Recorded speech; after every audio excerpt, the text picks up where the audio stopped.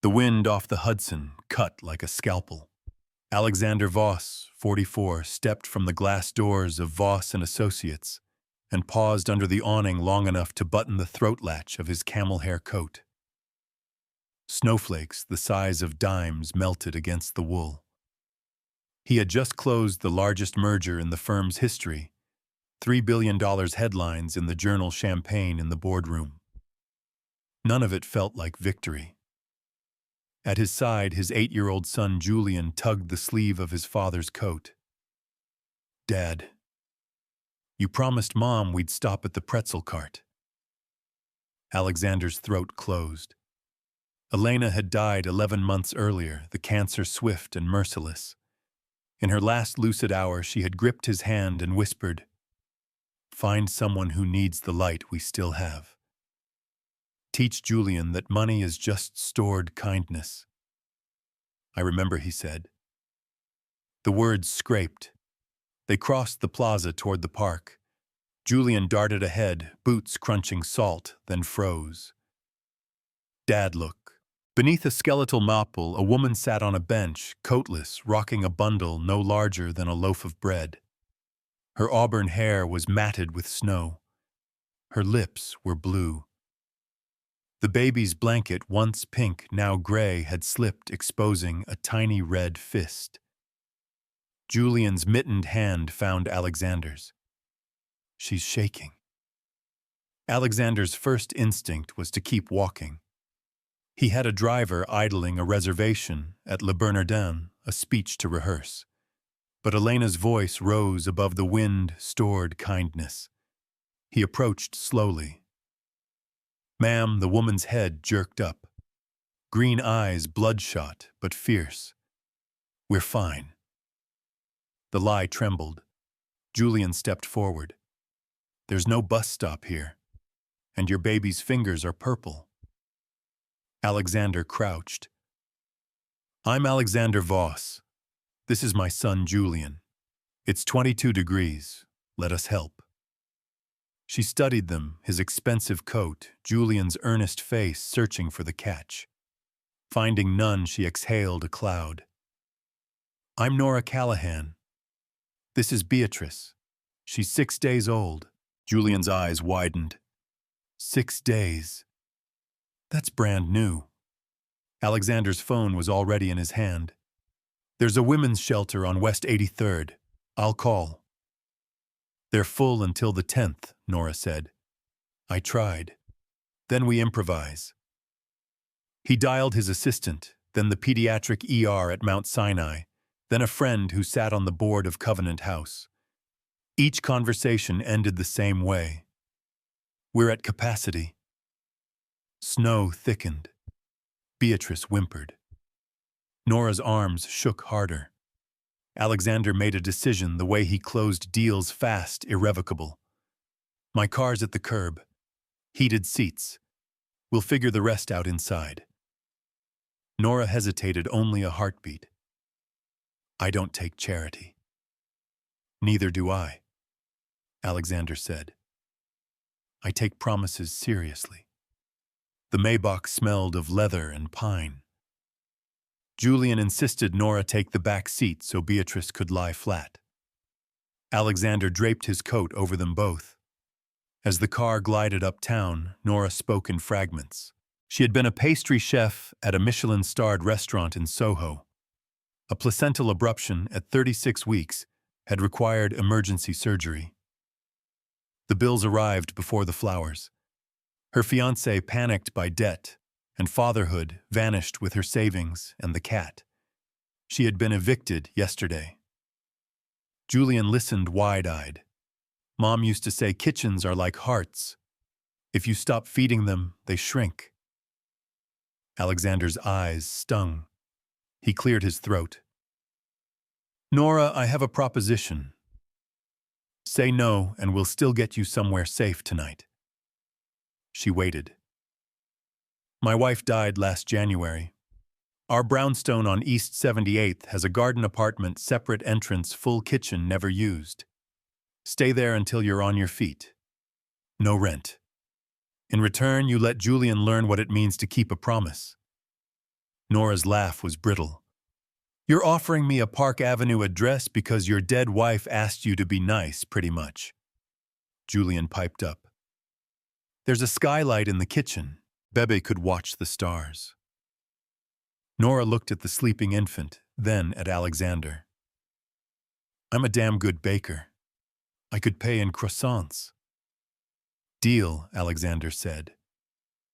The brownstone was 5 stories of limestone and grief. The garden apartment had been Elena's studio easels still in the corner, paint-splattered tarps folded like flags. Alexander carried in the single duffel Nora owned. Julian raced ahead to open windows, letting in the smell of snow on brick. That night, Alexander ordered Thai food and sat on the floor assembling a second-hand bassinet he'd had delivered. Nora showered for the first time in 3 days. When she emerged, hair damp, wearing one of Elena's old cashmere sweaters, she looked almost like the woman in the photograph on the mantel, except younger and alive. Julian appointed himself Beatrice's official uncle. He learned to warm bottles without scorching the milk to swaddle so tightly the baby resembled a burrito. Nora, in turn, taught him how to laminate dough, the kitchen filled with the scent of butter and yeast. Alexander worked from home more. Conference calls became background noise to the rhythmic thump of Nora's stand mixer. One evening, he found her crying over a bowl of pâte à choux. I ruined the eclair, she said. He tasted one. You elevated them to religion. She laughed, really laughed, and the sound cracked something open in the house. Weeks blurred. Beatrice gained ounces, her cheeks rounded. Nora's hands, once raw from cold, developed the small scars of a working chef. Alexander's firm sent a junior associate to handle the merger fallout. He discovered he didn't miss the adrenaline. One Friday, Nora knocked on his study door. I have an interview Monday. A new patisserie in Chelsea needs a head pastry chef. They loved my portfolio. Alexander closed his laptop. That's incredible. There's a catch. The salary's decent, but daycare. Stay, he said. The garden apartment is yours as long as you need. Beatrice can nap in the library when you're at work. Julian's school is 3 blocks away. We'll make it work. Nora's eyes filled. I can't keep taking. You're not. You're giving us back something we lost. Julian appeared in the doorway, flour on his nose. Dad. Nora said if she gets the job, she'll teach me macarons, the kind with the feet. Alexander ruffled his son's hair. Then we'd better practice our French. Spring arrived sideways in fits of crocuses and warm rain. Nora got the job. Her first creation, a lemon verbena tart, sold out in 40 minutes. The owner begged her to develop a signature line. One Saturday, Alexander found Julian in the garden planting basil with Beatrice strapped to his chest in a carrier. Nora was photographing the scene for the patisserie's Instagram. Family portrait, Alexander asked. Nora lowered the phone. Something like that. That night, after Julian was asleep, Alexander poured 2 glasses of Sancerre and found Nora on the back steps. The city hummed beyond the garden wall. I spoke to my lawyer, he said.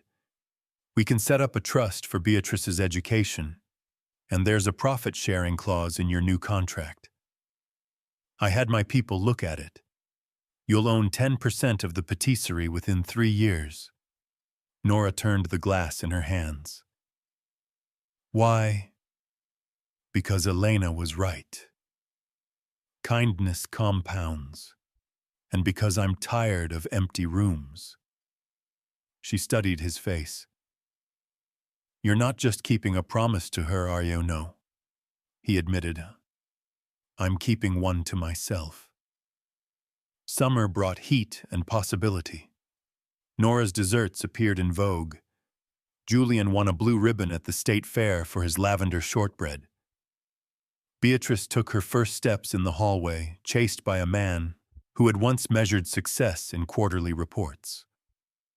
One September evening, the four of them sat on the roof deck. The skyline glittered. Julian had fallen asleep against Nora's shoulder. Beatrice nursed quietly. Alexander spoke into the dark. Elena used to say, "Home is a verb, not a noun. You have to keep doing it." Nora rested her head against his. "Then let's keep doing it." Below them, the city rushed on, indifferent. Above them, the stars kept their ancient promises. Inside the brownstone, four hearts had learned the difference between charity and chosen family. One was a transaction, the other a transformation. And in the kitchen, the oven timer dinged, another batch of croissants rising golden and perfect, ready to feed whoever walked through the door.